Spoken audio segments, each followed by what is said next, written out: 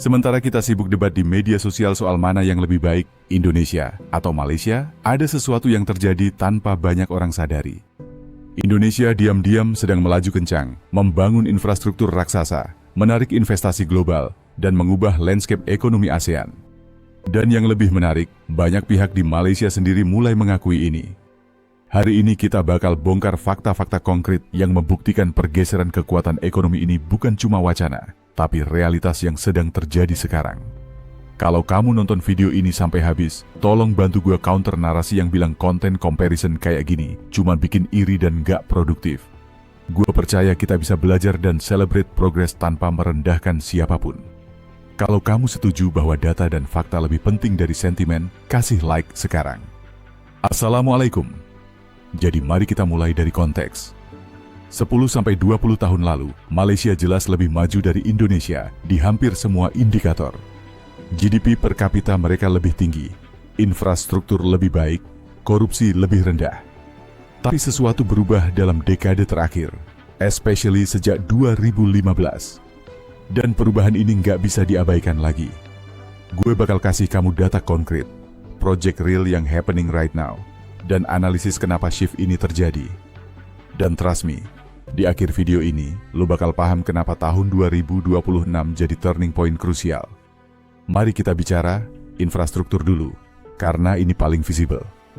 Indonesia sekarang punya proyek-proyek yang scale-nya bikin negara lain takjub. MRT Jakarta fase 1 udah operasional, fase 2 lagi dikerjain.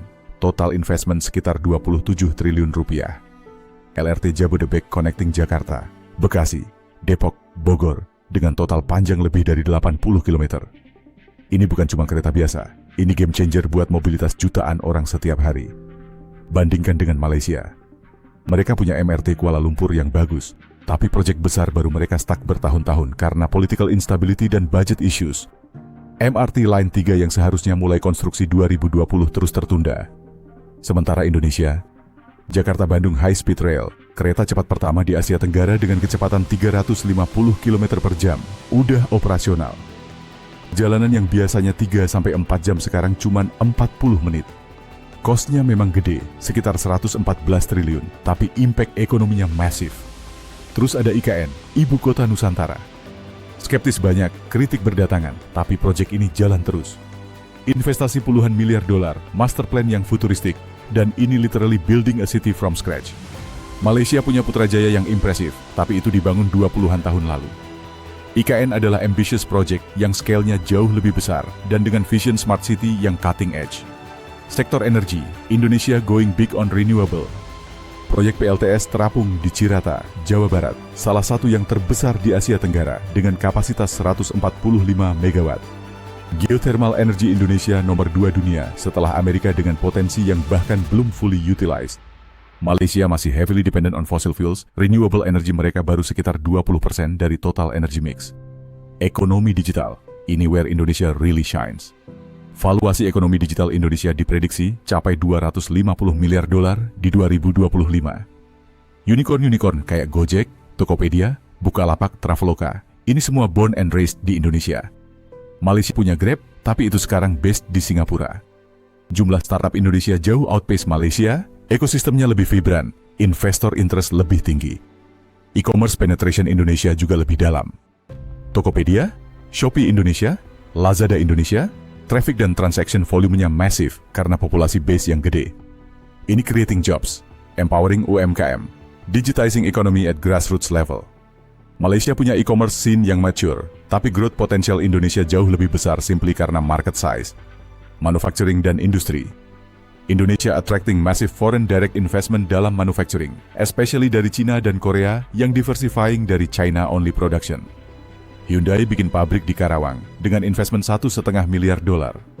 LG, Tesla battery supplier, bikin factory di Indonesia. Kenapa? Karena Indonesia punya nickel reserves terbesar di dunia, krusial buat EV batteries. Ini strategic advantage yang Malaysia nggak punya.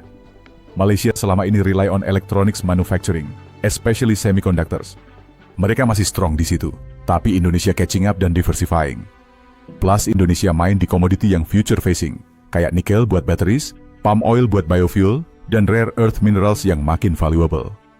Tourism recovery post-pandemic, Indonesia bouncing back faster.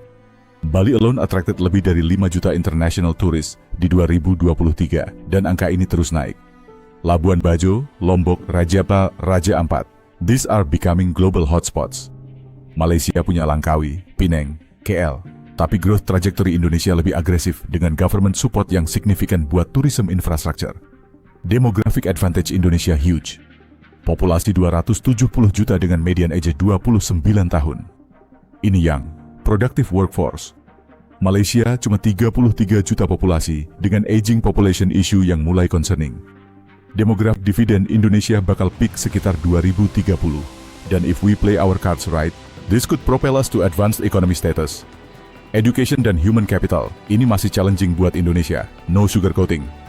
Malaysia punya better education system, higher literacy rate, more developed vocational training. Tapi Indonesia investing heavily sekarang. Program Indonesia Pintar, beasiswa LPDP buat study abroad, vocational training centers, ini semua steps ke arah right. Dan dengan populasi muda yang tech savvy, digital literacy actually quite high di urban areas. Innovation dan R&D, Malaysia historically spend more on research as percentage of GDP. Tapi recent years, Indonesia ramping up.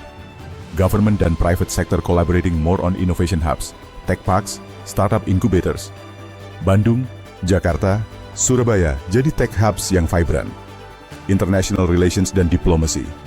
Indonesia chairing ASEAN multiple times, G20 presidency di 2022 yang successful despite global tensions, aktif di UN. Indonesia punching above weight di international stage. Malaysia juga aktif, tapi Indonesia's voice getting louder karena economic have yang growing. Trade dan exports.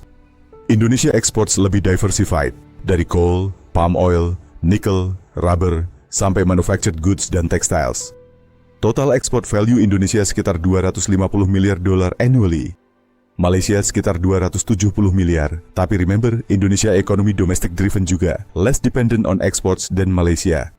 This actually strength karena less vulnerable to global trade shocks. Currency dan financial stability. Rupiah historically volatile, iya. Ringgit Malaysia lebih stable. Tapi recent years, Indonesia foreign reserve strong, di atas 140 miliar dolar. Debt to GDP ratio manageable di bawah 40%. Malaysia debt to GDP ratio lebih tinggi, around 60% plus, which is concerning. Infrastructure financing. Indonesia kreatif dengan skema PPP, Public-Private Partnership, attracting private capital buat infrastructure projects. Malaysia struggle more with government budget constraints, especially after debt issues from previous administration projects yang questionable. Geopolitical positioning. Indonesia between Indian and Pacific Oceans, strategic location unmatched. Control over crucial sea lanes, Malacca Strait partially, Sunda Strait, Lombok Strait. This gives Indonesia geopolitical leverage. Malaysia punya Malacca Strait coastal access, strategic juga, tapi Indonesia's archipelagic nature gives more cards to play. Sports dan soft power.